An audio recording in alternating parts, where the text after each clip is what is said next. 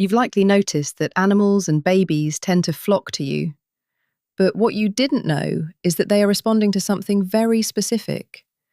They see what is hidden from everyone else, picking up on a signal that most adults have forgotten how to read. It explains why a dog that usually hides from strangers suddenly walks across the room to sit directly at someone's feet. No whistling, no treats, no coaxing. The owner is standing there, mouth open, saying she's never done that, ever. And the person the dog chose? They aren't surprised because it keeps happening. The stray that follows them home, the baby at the grocery store who locks eyes and just won't look away. The cat that supposedly hates everyone now purring in their lap like it's been there 1,000 times before. If that's you, if animals and small children consistently find you like you're giving off some kind of signal, this video is going to explain something about yourself that nobody has ever put into words properly. And I promise you, it's not magic. It's not a coincidence. It's actually science. And once you understand it, you'll never see yourself the same way again. If you are interested in exploring the deeper layers of how the human mind and the nervous system interact, subscribe and hit the like button. It truly helps this content reach the individuals who are looking for these exact answers. Most people ask the wrong thing when they experience this. They ask, why do animals like me so much? But that isn't the right inquiry. The more accurate question is, what am I transmitting that pre-verbal beings are able to detect? Because here is the reality regarding infants and animals. They are functioning without social filters. A 7-month-old child has no concept of your salary, your professional title, or whether you're wearing designer clothes. A golden retriever doesn't care how charismatic you are at a dinner party. These beings are operating purely on biological instinct.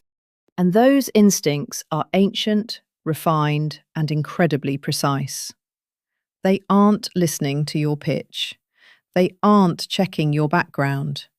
They are reading your nervous system. And the fascinating part is that this isn't just a figure of speech. There is actual, quantifiable, bioelectric activity generated by the human heart. Research from the HeartMath Institute has proven this extensively. This field actually radiates beyond the physical body. Every individual in a room is, in a very literal sense, broadcasting a frequency. Babies and animals are tuned into that transmission with a level of sensitivity that most adults have completely filtered out. So when a dog chooses you and ignores every other person, it isn't a random event. It isn't good vibes. It is data. The dog performed a biological scan, and your results came back as safe. The real question is, why you? The primary thing these beings are picking up on is something scientists call non-instrumental presence. That is a sophisticated way of saying you aren't trying to extract anything from them. Consider how most adults behave when they encounter a baby or a pet. They lean forward, they use baby talk, they reach out their hands, they are demanding a reaction. There is this invisible weight in the interaction. Perform for me, acknowledge me, make me feel like a dog person. And babies and animals detect that weight instantly. To them, it feels like a demand. It feels like static. Empaths, particularly those who have spent a lifetime navigating high-pressure social environments, often develop the opposite trait without even knowing it. They have learned how to not impose their will. They don't require every social encounter to produce a result. They can simply exist in a space without projecting that grasping, hungry energy that most people radiate unconsciously. And to a creature whose entire nervous system evolved to distinguish between a threat and a sanctuary, the absence of that grasping energy is everything. Here is a fact that absolutely shifted my perspective. Research into animal-assisted therapy has shown that animals consistently gravitate toward caregivers and practitioners who score the highest on empathy assessments. This isn't based on how long they've known them or how they were trained. It happens at the moment of first contact. The animals made a choice in a matter of seconds. Seconds. That isn't a learned behavior. That is an instinctive diagnostic. And what they were diagnosing was internal regulation, a sense of stillness. That is the quality empaths carry in their bones, often without realizing it. This is where it gets truly fascinating. Developmental psychologists often describe babies as living, breathing lie detectors. Not because they are intellectually advanced, they haven't even mastered words yet, but because their survival depends entirely on reading their caregivers with 100% accuracy. They have to know, is this person actually here? Is this person a danger? Are they telling the truth with their body language? Adults, through years of social training, learn how to fragment themselves. They learn to smile while they are boiling with rage. They say, everything's fine, while their world is collapsing. They perform the emotions they think are expected of them. Most adults are running two different scripts at the same time, what they truly feel and the mask they show the world. Babies cannot be tricked by that mask, and neither can animals.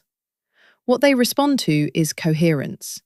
That is when what is happening inside a person perfectly aligns with what is being shown on the outside, when the body and the emotional state are broadcasting the exact same message. Empaths, especially those who have done the work of self-reflection, tend to have a much smaller gap between those two things. Not because they are perfect, but because they aren't performing. They aren't fragmenting. And that coherence, that internal honesty, is what registers as safety to a pre-verbal nervous system. When a dog walks up to you and sighs as it leans against your leg, it isn't sensing kindness as an abstract idea. It can't think in those terms. What it is sensing is that the energy coming off your skin matches the energy inside your chest. There is no contradiction, no alarm bells, just a human being who is exactly who they appear to be. And for a nervous system designed to spot deception and danger, that is profoundly, deeply comforting. There is one more factor here that people rarely discuss. Most people, when they look at a baby or an animal, are, unintentionally, using them. The infant is there to be precious. The dog is there to be funny or cute. There is affection there, sure, but beneath it there is a subtle form of objectification.